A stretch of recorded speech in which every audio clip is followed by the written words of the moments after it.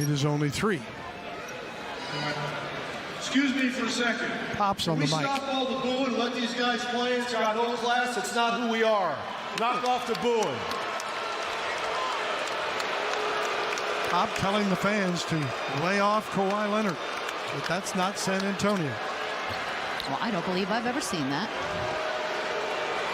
I've seen a number of college coaches motion to their crowds, particularly the student crowds, if they're the defense, and continue to work on the defensive back room with Christian Garcia, who we're going to elevate to the position. Richard will work with the defensive backs continue, but he'll also work with me on some of the game planning issues as well. And then everybody else will remain in their positions as we go forward and see how these things go. We're gonna work today. We'll work tomorrow. And we'll talk about how we're going to do things as a defense, and we'll go from there. So to be clear, Christian Garcia will take over for Visa Meyer's role, and Richard Rogers will maintain his same role? Yes, with the exception of working with me specifically on some of the game planning things. Okay. Ron, in 2018, you took over defensive play calling, around this time of the year. How do you get back into the swing of it? How do you prepare? What does that look like? And is what you did then relevant to now? Not necessarily relevant. What this is a little bit more about, obviously, is just, again, focusing in on just the defensive side again. That will be really what I will be doing. I won't spend any time or have the opportunity to spend any time over, hanging out with the offensive coaches and visiting with EB on stuff. So we'll just continue to the focus will solely be on preparing the defense and getting ready for our next opponent each week. I have great respect for Frank Reich. He's a fine man.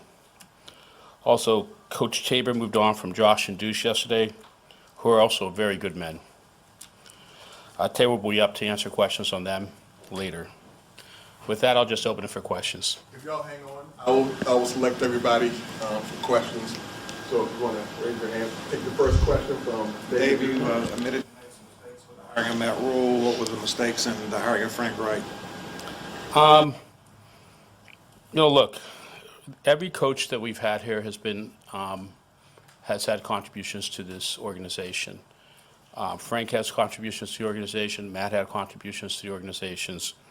And, quite frankly, if I had my druthers, I'd like to have a coach here for 20 years or 30 years, if I can do that. I'm not going to get into the individual sort of things. You guys can just speculate as to that. But we just moved on yesterday, and that's that. Okay, first we'll have Joe Person, followed by Steve Reed. Dave, you guys are 30 and 63 since you became owner. I think it's the second worst mark in the NFL, one of the worst marks in pro sports. You're about to hire your fourth head coach. Do you need to reevaluate the way you do things in terms of, A, maybe using a search firm in this hiring process, but also in how you manage day-to-day operations here? Look, things are constantly evolving. And they'll continue to evolve. And, trying to make things better is what you always try to do. Obviously, that record's not good enough. There's no hiding it. It is what it is, like everything in this sport. Everything's left on the field. Everybody knows what is every week. That record's that record. And like I said, it's not good enough. We're going to self-reflect and make it better.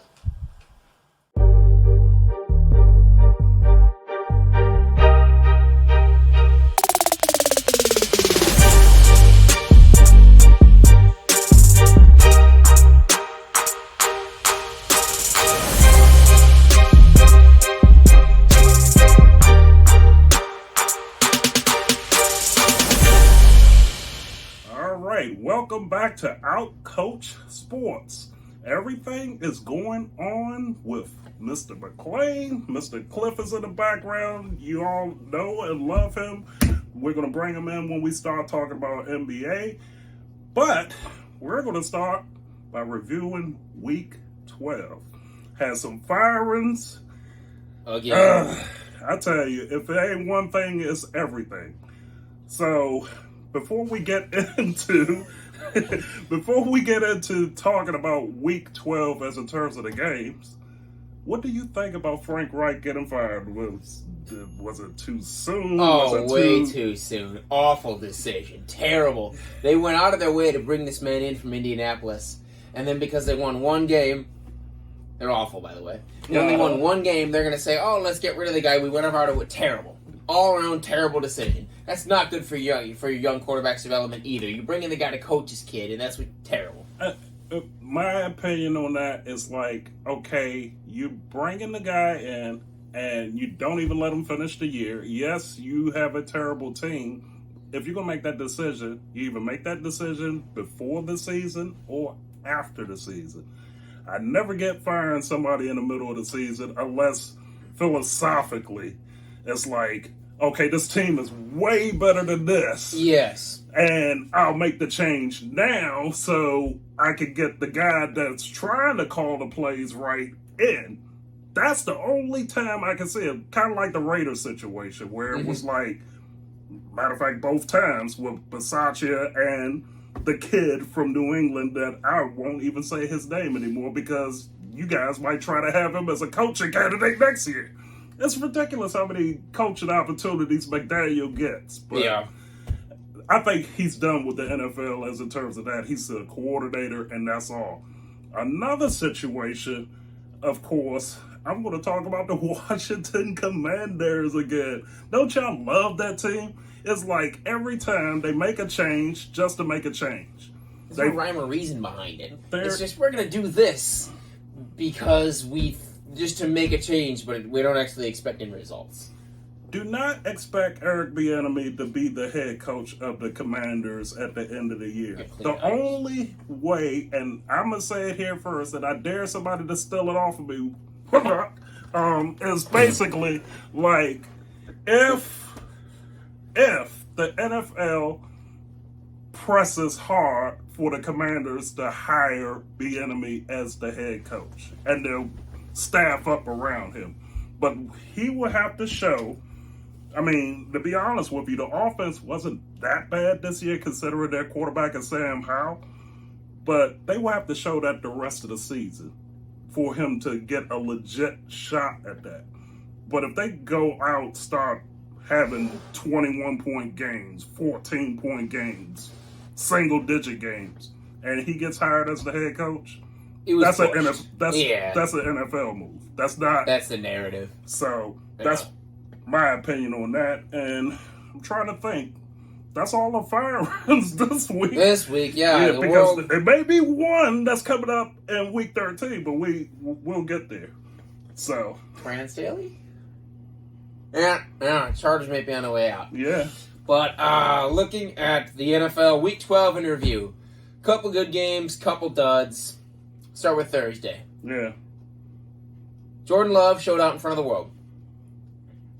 He called it because I didn't believe it when he's told all of you. Look at the last three statistically, he's been playing better football. It's only, you have to you can't rush these guys. Absolutely. When you bring in Frank Reich, for example, in Carolina, you brought him in to be patient. Right. You don't expect him to win right now. Exactly. It's different if you have a championship team and you bring in this coach and he's terrible, then you can get rid of him in the middle of the year. But you're bringing in this guy for patience. That doesn't show or teach or send a good message to your organization. At all. But back to the Packers, playing good football over the last 3 weeks, especially at the quarterback position. And Thanksgiving was a national stage. He showed up against a good football team. And if you're a Lions fan, I don't think there's any reason to freak out. You had one bad game. You know, it happens. Every team has them. You're taking that approach. Okay. I mean, they're 8-3. It's still their division to lose. They're still winning the division. That's where I'm at with that one. And we already talked about it. The Commanders still suck. And blow. The Dallas fucking Cowboys. Now, Dallas, they're putting up some numbers, but who are they playing? Exactly. I mean, you know, you have a heavyweight fighter that's knocking out tomato cans. Give me somebody that's going to hit back, and then I'll go ahead and give you a true evaluation of Dallas if they play somebody strong. If they play Philly, you're right. If they can go up against the Eagles and show, because the Eagles are a good football team. Yeah, exactly. But then the last game of the night, the Niners continue to do what the Niners have been doing now since they took those 3 bad losses. they've been turning around the last couple weeks, took care of business. Now, let me ask you, based off of Week 12, are they far and away number one, or is Philly kind of sort of there, and is Jason Kelsey an MVP candidate because of that one play that they love to do? See, it's tough because this year and we've talked about it for the past couple weeks now, and actually Tom Brady, brought this up a couple weeks, well, maybe it was a couple days ago, not a couple weeks, about how the coaching is mediocre this year. We kind of had that same thought a week ago, or so, a couple weeks, whatever. Of weeks, yep. Anyway, not important. But it brings up the point that this year is kind of the any given Sunday type of year. Literally. Which you would think the Eagles and the Niners are the better football team. But typically, like for example, last year, even if the Packers did make the playoffs last year, they weren't going anywhere. Mm-hmm. They weren't going to win anything. This kind of year, this is the year where if your team's, you don't really think you're that good, but you can still get in the playoffs, you do have a shot. Because anybody can beat anybody this year. Absolutely. But back to your question, are the Niners cutting away the best? I don't think so. No. I mean, I think Philly's good, and like we said, the Philly is deeper. They're both good, but they're not like super good where a team like Detroit's good too. Yeah. But they're not super good where a team like, if, for example, Green Bay or I don't know, Seattle squeaks into the playoffs, they could still beat those teams on any given. It's the kind of year that we're having. Yeah, and see the only problem with Detroit. What did I say at the beginning of the year, folks? It's basically they're fighting history. Mm-hmm. Once they get past that point, you just have to blow through the door. You just have to say, you know what? Those are teams that I weren't a part of that bowed out of the playoffs, or never made it, or were terrible and haven't won a. The Detroit Lions have not won a division title since the NFC North was created. That's scary. They were I think it was the AFC Central back in 91. NFC Central, but yeah. It was, NFC Central. The NFC North wasn't not even a thing. The Bears or the Lions. And they had 5 teams in that division at that time. The Lions have never won an NFC North title, so think about that as you look at this season. And also think about this when you doing a compare and contrast. The Commanders won the NFC East with a losing record. So what does that tell you? They were 7-9 and won the damn division. The NFC least. Yes, exactly. So, with all of that being said, let me see. Any other games we want to highlight there, or do we want to just jump into Week 13? We can highlight the AFC South showdown that was in Houston. Mm-hmm. C.J. Stroud, Trevor Lawrence, Jaguars, Texans. Yes. Lived up to the billing. Great football game. I think that's going to be a rivalry for many years to come, and thank God. We needed it, especially because the South needs something. The Jaguars have been bad for so long. Mm-hmm. It's really cool to see them be consistently good and be able to sustain it. Exactly. And Lawrence is eligible for a big contract extension this offseason. We'll see. I don't think he goes. He's going to stay in Jacksonville. Yeah. We'll see what kind of money he does get compared to, Burrow's deal and Jackson's deal. So we'll see. But C.J. Stroud continued to show why he's the Rookie of the Year. The Jaguars showed and I picked the Jags in a squeaker because of their experience, and that's what we saw. Mm-hmm. And football's literally a game of inches. That kick missed by, half a yard and hit the crossbar. That was Sunday's best game. Let me ask you this. Let's flip a division here. Cincinnati, Cleveland. Okay. How likely is it that one or the other makes the playoffs? And we already know the answer. Which one would you pick? And could they go far with what they have? Cleveland. Because they have a much better defense, and defense travels, and defense is sustainable. Exactly. The entire Cincinnati team revolves around Joe Burrow, and Jamar Chase. So, has Joe Burrow proved his contract? Is the contract worth the guy? I would think it's kind of a double-edged sword, because you weren't shit before you got Burrow. Right. And then obviously Burrow's not everything, but he's the reason why you started getting a lot better. Mm-hmm. And then you look at after he signed the contract in his calf, he's been hurt all year, dinged up here and there. but he's already shown his value before that contract. Absolutely. We'll see how he plays next year, but I'm not worried about it. If you're a Bengals fan, I wouldn't worry about it. Next year, he's going to come back healthy, and Burrow will be Burrow, and you'll be fine. All right. Now, let me ask you this. How good are the Steelers? They seem to find ugly ways to win. What are they, like 7-4 now? And this is the type of year, like I just said, where any given Sunday, they're not a very good, I don't think they're a very good football team. Their quarterback's not very good, but they are well coached. I think they're one of those teams that know how to make it ugly. Yeah, and they're well coached, which Brady brought it up, and we brought it up. This year, the teams are not well coached. So if you're well coached, you're going to win football games, and that's what we're seeing in Pittsburgh. What about Baltimore? Are they going straight to the Super Bowl? Or? Baltimore's for real. Let's get that straight right now. Baltimore, we talked about it when the season first started. We didn't know who'd come out of that North. Mm-hmm. Baltimore's made themselves the clear favorite and one of, if not the top team in the AFC. They may have jumped above Kansas City. We will get there and we'll talk about that. Okay. Did Kansas City have a bye? Coming up? Did they have a bye? No, did they even play? I don't they had think a bye. Played. Yeah. Yeah, right, because they lost to the Eagles on Monday Night Football and they had a bye.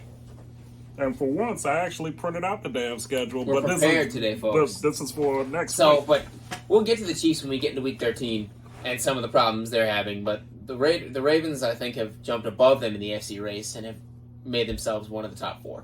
I wonder, have the Raiders replaced somebody potentially playoff bound? I mean, because the path ain't that hard anymore. Really, you're looking at Miami. Mm-hmm. You're looking at Kansas City. Baltimore, of course. Possibly Cleveland. Yeah. Steelers, which ain't that hard to beat, but they make it ugly. Buffalo, maybe, even with their overtime. Buffalo, that was another good game. The late schedule on Sunday. Buffalo, Philly put on a show, which shows you they had that potential. They have it because, but again, any given Sunday. So if they can squeak in, they'll make some noise. Just based on their playoff experience, who knows? But I think they find a way. Well, see, that's one of the firings that actually worked. They fired their offensive coordinator, Ken Dorsey. Yeah. I forgot his name last week, and I was like, he used to be a San Francisco quarterback, and I couldn't think of his damn name. So Ken Dorsey got fired, and Buffalo puts up 37 points. Yeah. So you've got, in the AFC, you've got Miami out of the East, for sure. Out of the North, you've got Baltimore. Mm-hmm. Out of the West, you've got Kansas City. Mm-hmm. Out of the South, you've got, I think both Jacksonville and Houston make the playoffs. Not squeak. Well, the Houston squeaks in. The Jaguars win that division. I don't see no path for the Raiders, though. No. The Raiders, no. There is a path for another West team that 5 weeks ago was dead in the water, but they've won 5 straight, if I'm correct. I think you're right. Denver has won 5 straight. Russell Wilson is looking like the Russell Wilson that everybody thought he would when they signed there, or when they signed and traded for him, and they brought in Sean Payton to do exactly what we're seeing now. That team's making a lot of waves and making a lot of headway. And you guys saw the Instagram post of it. It was one of those memes that came out of Family Guy, I believe, that seemed to get a lot of love about them being 0-5, and then, of course, the horse is beating up the trainer and all of that, so you might want to check that out, and thanks for all of the love up there. But Denver is going to be a very, very tough out these last several weeks. Yep. So you might want to watch that. I mean, as in terms of Week 12, I think we're all caught up with that. I think some of the contenders are starting to rear their heads now. Show themselves out, yep. So when we come back, we're going to jump into Week 13. I think it's some interesting games that we have to talk about. So we'll come back for that one. Nobody knows this better than you do, the journey of what you had in the beginning, and when did you know that he was something a little bit different? Well, Tom was special his rookie year, even though he didn't play. His leadership with the other rookies in the class, we had a big rookie class. Tom took them every day after practice and would run them up and down the field in their offensive plays, and was clearly a leader on the field. And then, had a very good training camp in 2001. Kind of the crossroads was in the middle of the 2001 season when we played the Rams. That was the week that Drew had come back, and so I split the reps between Tom and Drew that week. the Rams beat us in that regular season game on Sunday night. Warner straight back, sets up, now steps up, fires for the end zone, caught, touchdown Rams. And I didn't think that was Tom's best game, but in retrospect, I looked at it and thought that it would be hard for anybody to play well, only getting half the reps. So the following week against New Orleans, I said, we're just going with Tom, and he's going to get all the reps, and he's going to play. That's what Mr. Kraft's paying me to do, and that's what I'm going to do. I'm going to make the decisions that I think are the best for the football team. T-E-A-M as in team. You played very well in that game, and I think that's one of the real trademarks of Tom's career is there have been a couple games along the way where it hasn't been his best, but the next game has always come back and been, an outstanding game. So that was a real turning point, I would say, in that season and ultimately in the evolution of Tom's great career. Well, it worked out because you won 9 in a row. From that point on, that actually was the right button to push right there. Yeah, that was our last loss that year. Was the Rams game, and wasn't very well coached by me, and so I thought we gave ourselves a lot better chance when we played them a second time around. But that was really right in the middle of the season. There, we were 5-5, could have gone either way, and Tom really came through for us in a big way. Starting with that New Orleans game. We are back, and we have the fancy printed out Week 13 schedule here for you, for our viewership, but makes it easier for you. Anyway, where would you like to start, my good man? Well, we can start with tomorrow night's game, the Thursday night game, Seattle and Dallas. Fuck Dallas. So after he says F Dallas, we're going to take a look and see how the F they're going to get out of this one. I think they're going to take Seattle. I don't think they're going to blow them out. I think they're going to win comfortably. Yeah. Probably like a 31-20 game. And it will. Seattle's tough because they always play. They're a tough win. They always play whoever they play. They always play good football. Excuse me. And they always play a good ball game, and they're always a tough opponent. But if Dallas can beat that, it's not a top level, but it is a quality opponent that we can say, okay, more of a meter of looking at, because that's a tough defense led by Bobby Wagner. All right, one interesting low-end game that I have to mention because we kind of hinted at it in Week 12 review. The Chargers in New England.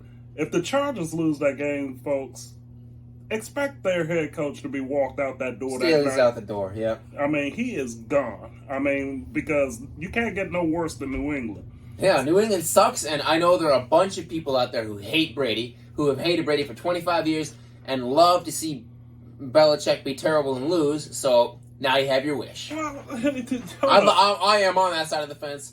Do not like that man either, so thank you. Since you said that, real quick, who was more hated, Belichick or Brady?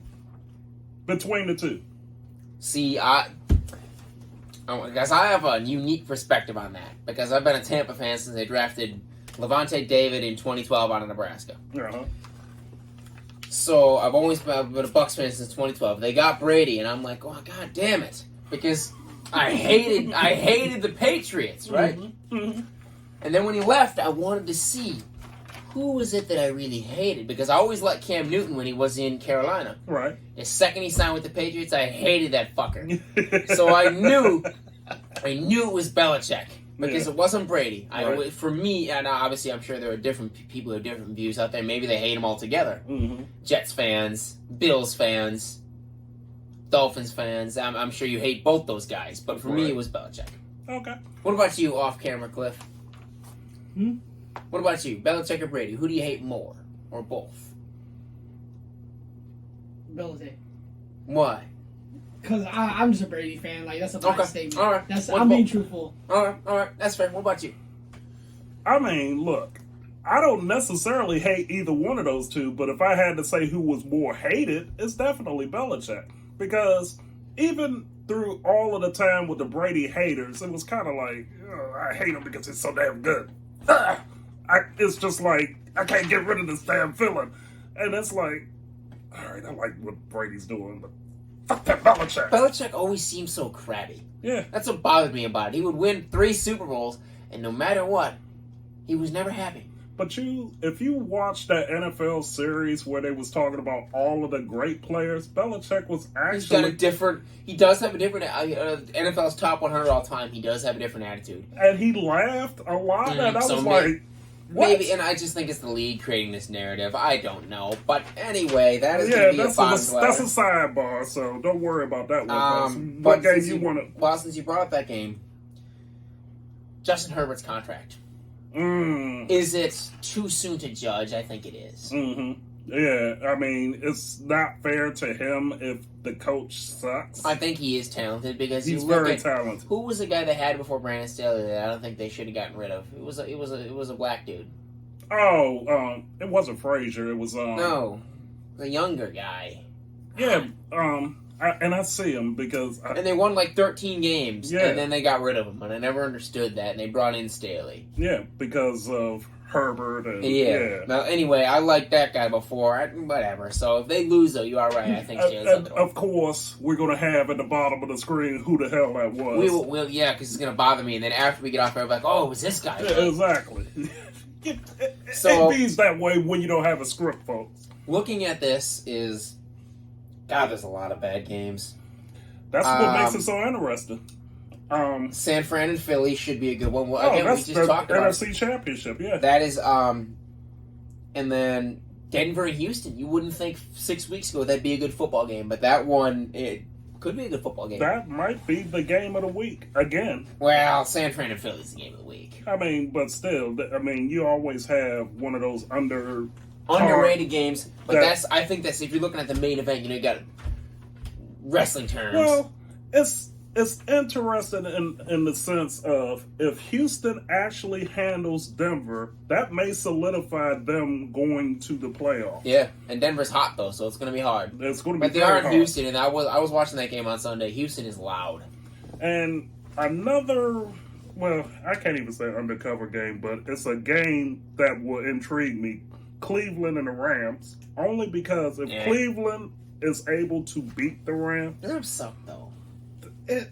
But still, that would tell me that their defense may actually take them to the playoffs.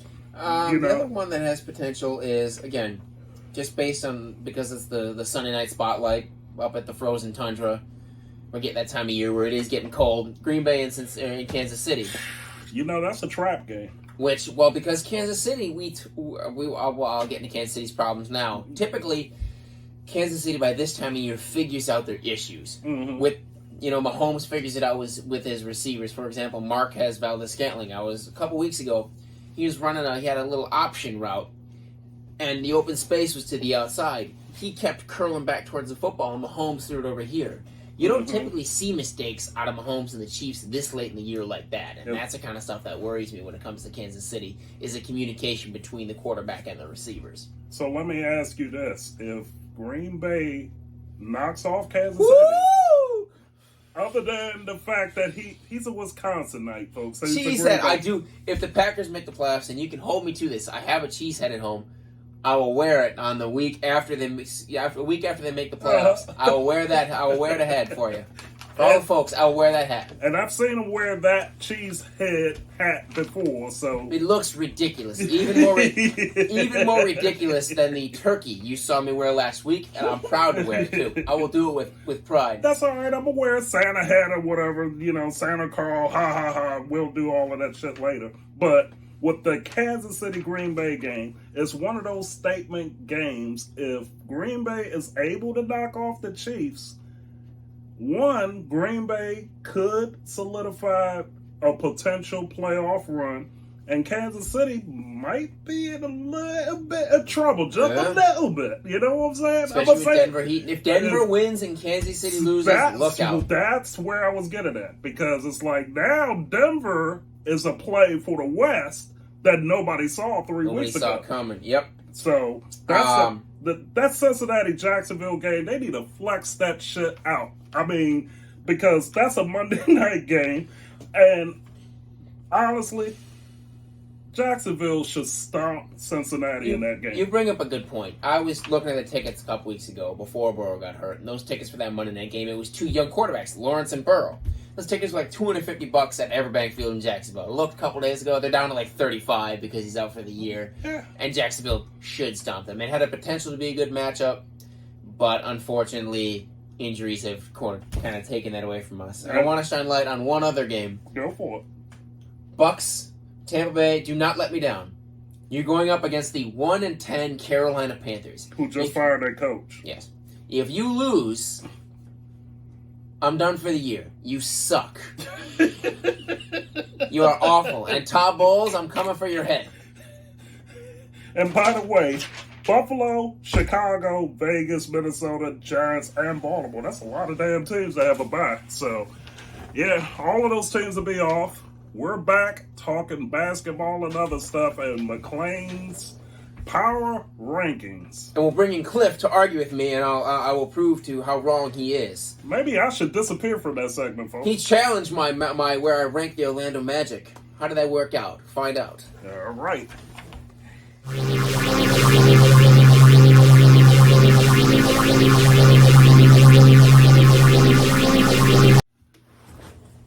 All right, welcome back. We're going to talk NBA, and we have McClain is going to give his power rankings, which you all are following, and, give your opinions on it. And we're going to bring in Mr. Cliff. So him and McClain will go back and forth. They are going to completely kick my ass off of the set with their arguing back and forth. We're going to be civil, folks. So, World War 3 through 8 is about to happen.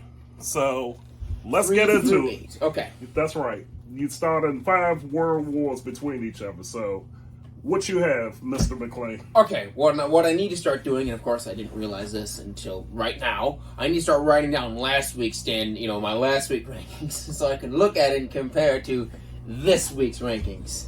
Yeah. Which I don't have. Which you don't have. All I know is we had the same top 5. After the top 5, it was like everyone had totally different rankings. Okay. Right, yeah, okay. Yeah, so I know I had the Celtics at 1. Of course, they were killing. Which, even though they took a loss to the Atlanta Magic, a handling loss, I still have the Celtics at 1. Mm-hmm. Yeah, agreeable. We had the Wolves at 2. Agreeable, yep, same. And they did, even though now Edwards' injury, which, by the way, can I just say, this man over here off the air was celebrating. Celebrating. First of all, no. He was celebrating that that Edwards hurt his ankle so he could win $40. You sick fiend. First of all, you demented fuck. I forgot the guy from the Thunder had to get 9 points too. Don't forget about that part. Anyways, if he didn't get it, I would have got 20. Thank you.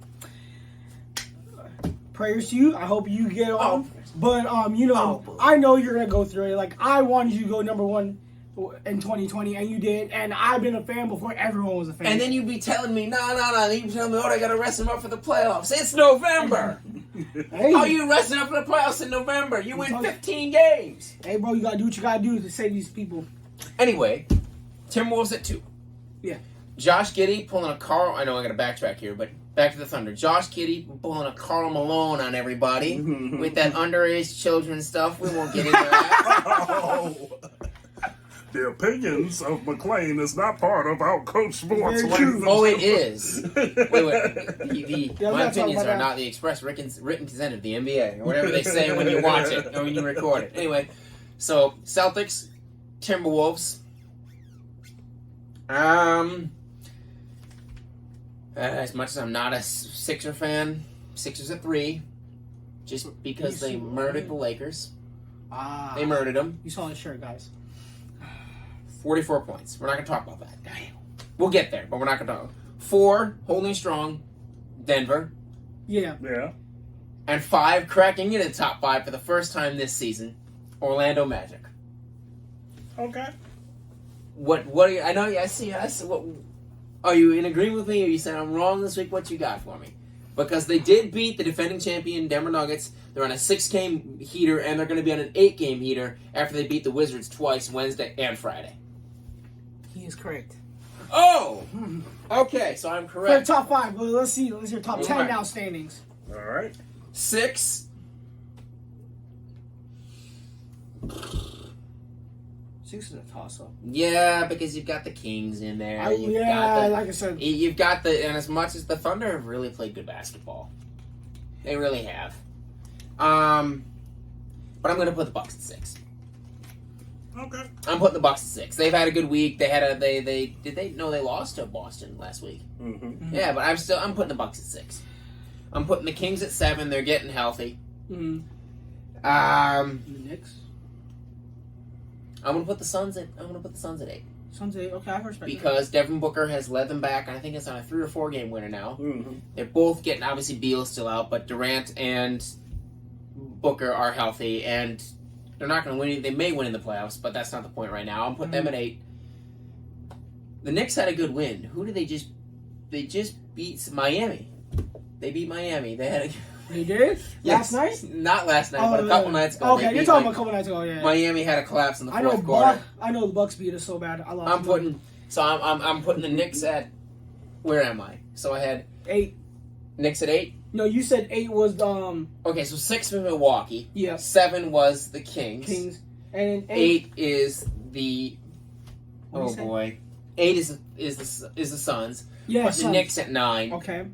And I'm putting the Thunder at 10. Okay. The Heat fall out of it for now, maybe down to. I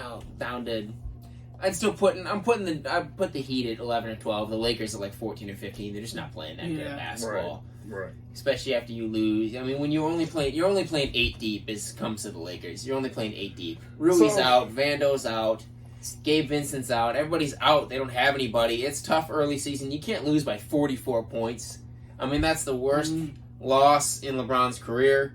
But you kind of just put it on the back burner. You get ready for Wednesday night against Detroit, which is tonight. We're recording this on Wednesday, November 29th.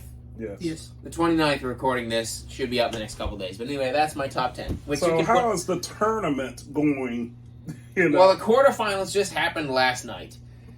And to be honest, after the Lakers clinched their 4-0 record, I kind of stopped paying attention to it. Right. The quarterfinals happened last night. I know that the Nets beat the Raptors. But the semifinals, or whatever you want to call it, starts next week. I know the semifinal and the final are December 7th and 9th. Look. They go to Vegas. You know, I love talking stuff a little bit out of turn here. One thing that I want to bring up, what the hell was the deal with Popovich getting on the microphone and telling basically the Spurs fans to shut up while Kawhi was out there, stop booing him? I mean, this ain't college. No, when you think about it, was it him wanting the fans to make more noise, or was it just him kind of having that sense of what this guy did for the organization? I just want to give him that public show of respect. Yeah, because you've never seen it in the NBA, but the only guy who can get away with it is if Ime Udoka or Darvin the Ape Ham took the microphone. He looks like an ape. That's why I call him that. Stands on the sideline, hands in pockets all the time, not doing a whole lot. Anyway, people would question it and make fun of it. But when a guy like Popovich, who has that respect, does it, people don't make fun of it. But I think he wanted to show it as a public. It's sort of like a respect for Kawhi and everything he did for that organization. All right. So, one other thing I'm just going to bring up, even though this is McClain's segment and so forth. Look, you got 2, 3, and 14 teams. I mean, dude, this is just fucking brutal. I'm sorry. I don't see how an organization can put out an NBA caliber team with WNBA players on those teams. I'm going to leave it at that because Jordan Poole is a cancer in Washington. Yep. And I'm seeing all of this conflict. He's coming in there with a heavy hand telling these players, look, you're going to respect me. For what? What'd you do? Exactly. Because I'm NBA champion because I got carried by Curry. I mean, you see stuff like that. And then Memphis? Memphis, really? I think... I don't know what that... Wizards, I'm not surprised by. They're not a good basketball team. They're fun to watch because of Poole he's eccentric and fun. Yeah. He's an idiot, but he's not on my team. Right. And Kuzma, too. Kuzma's a little more... But we knew the Wizards were not going to be good. I mean, the Grizzlies, I think we all thought they would struggle a little bit, but with Steven Adams being out for the year, that's big time. Oh, yeah. But having John Morant out, but this much of an effect, you have Desmond Bane, who I know they're 3-14 and awful, but if you look at Desmond Bane and Grizzly fans out there, I know there's not a lot of you because, well, you're the Grizzlies. But for those Grizzly fans that are out there and Desmond Bane fans know he's having a great year. He's having a huge, I think it's his third year. Yeah. He's making that huge jump. He's playing really good basketball out there in Memphis. But you'd think he'd be better with Jaren Jackson Jr. and Bane having the, but it is what it is. I mean, Look, we're talking about 17 games, 18, 19 at the most. It's still early. But what I'm looking at, I'm like, dude, this is going to be pretty damn awful in the next 4 weeks. Next month, leading up to Christmas, what are their records at? Do you have 6 wins? Do you have 7? Because there are bad basketball teams every year, but when you have a bad year, for example, the Magic 2 years ago had 15 wins. But in that bad year, are you taking positive things out of it? Are you building it? Were you bad because you had a bunch of young guys who got experience, or are you just bad but you just kind of tread water? That's where you're looking at. You're a dumpster fire. Yeah. Exactly, you're a dumpster fire. Then you got to look at it. Okay, maybe we have some things that we like. For example, Houston wasn't very good last year, but I had a buddy of mine text me a couple weeks back. Ime Udoka is not a stand-up guy. We'll just say that, but he did lead the Celtics to the finals in his 1 year as a coach, and is having huge effects on unlocking Alperen Şengün, another breakout guy this year. Mm-hmm. He's the guy who, if you're wondering, he kind of kisses the bat. Looks like he's kissing the ball when he shoots free throws. He's unlocking Şengün. He's unlocking Jalen Green. What was the guy who was there last year? Not Styles, but we don't have Steven a Silas. Steven Silas was there. He said he texted me the words where he was committing basketball terrorism, and I remember that. Yeah, that goes. I think that's an accurate representation. He was committing basketball terrorism because the team is a lot better now and they're more competitive. Do I think that their free agency moves? Did they overspend and not make the right moves? I mean, Fred VanVleet is a good ad. He's a good veteran piece, a good voice in the locker room, but they overpaid for him. Yeah. But that was the thing that bugged me the most. That was too much. Yeah, but if they win basketball games, and you can't say a whole lot about them. So when you're bad like that, but you're seeing improvements, it's okay to be bad. Right. But in terms of the Wizards, you're just treading water. You're not going anywhere. Why do you suck so much? Y'all had Chris Paul. You know, I just think culture-wise in D.C. with a lot of their teams, it all started after Jack Kent Cook, the old Redskins owner. When he left, a lot of the other sports kind of trickled behind him. Capitals has always been good, so they're kind of out of the, running with the bad teams. The Nationals, it was kind of like, I'm going to hit every DC team here just to give you an idea of what the hell is happening there. They have an old owner. The old owner passed away. They did win a World Series. And you think about how some of these teams are developed. What is the one thing they have in common? They all have lost, but they all have won at least one title.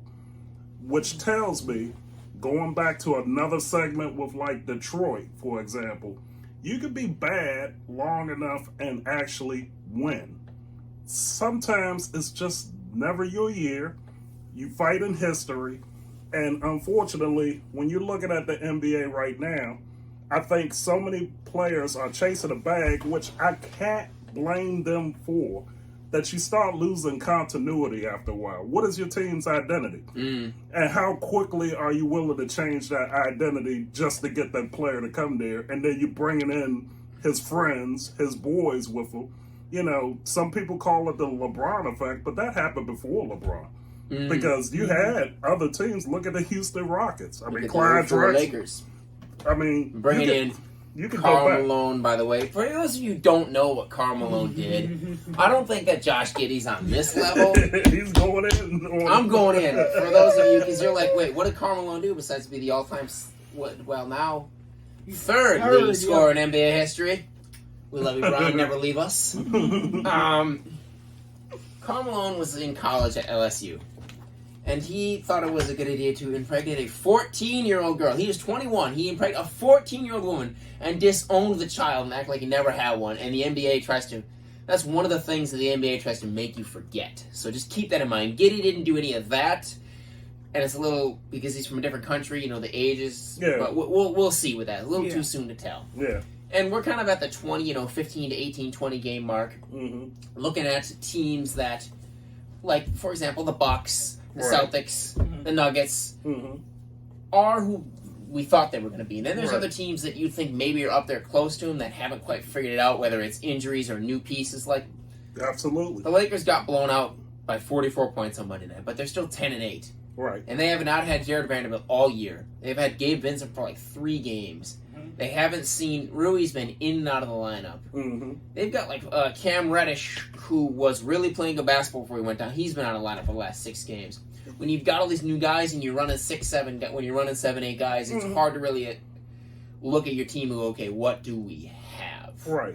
But we're at that point where it's not quite ready to hit the panic button, but you kind of want to have an idea of where you're looking. Like the Warriors, I don't know what's going on with the Warriors because maybe they're not as good as we all think they are just because they're living off their name, but I don't know. That happens too because sometimes you don't want to make changes because you want to keep that continuity and flow together. But then sometimes you make that 1 or 2 change where it takes away some of the soul of the team. And a lot has happened with Golden State. Has Draymond Green surpassed his own reputation, so to speak? You know what I'm saying? Where it's like, okay, you're the tough guy. I seen this with the Detroit Pistons, where their reputation preceded them, but they wasn't living up to that reputation after a while because people started beating them because they figured them out. Have they figured out Golden State? I mean, you have to start thinking down the line because you're almost at that point. I always say once you get to game 40, that's when you start figuring out what your team really is. And I think it's a little too early yet. I think we'll look at it about Christmas, right, as the new year rolls around. We'll look at and see where the Warriors are then. I think they'll figure it out. Mm-hmm. I think they're talented enough, and I think they're deep enough. They've been together long enough now. They'll figure it out. For example, another team, then you have the teams that, like the Timberwolves. Mm-hmm. What did the Timberwolves do to get better? I mean, they besides Anthony Towns and Edwards playing really good basketball, they didn't add anything, just like the Sixers. The Sixers didn't add anything except Maxi's playing out of his freaking mind. Well, think about this. They lost Harden. Yeah, you're right. Maybe that clears addition by subtraction. That solves that problem. But you look at these teams, like the Timberwolves, and then the Heat. The Heat didn't do anything. They didn't add anybody. They just lost a bunch of pieces. Too many pieces. Too many pieces, but they're finding a way to win basketball games because that's just who they are. Yeah. Right. And then you can look at the Clippers, where people thought they were going to do a hell of a lot better than they're doing, but then you add Harden. I was thinking about this a couple days ago. Could you imagine that Clippers team with those 4 guys they have in like 2018? I know. How wild they would have been. But there's a reason why you don't see 4 superstars on a team like that in their prime. It just doesn't happen. That's why you get guys coming later in their careers. Yeah, it's still James Harden and Russell Westbrook, but it's not James Harden and Russell Westbrook. Here's the thing about the star effect. You have to get stars that have different talents. You can't have 2 guys that want to bring up the ball. You can't have 2 guys that want to shoot all the time. You can, but you got to have somebody in between. Okay, I'm willing to take the heat, get the rebounds and so forth. I'm willing to dish the ball. Every skill set with basketball players, somebody else who's another star has to have a different order skill set. They all can score. They all can play defense. They all can rebound. But you want scoring, number 1, with this guy. Then you want rebounding, number 1, with that guy. You want somebody to be able to pass the ball around amongst everybody. However, you want that ability to be presented in the right...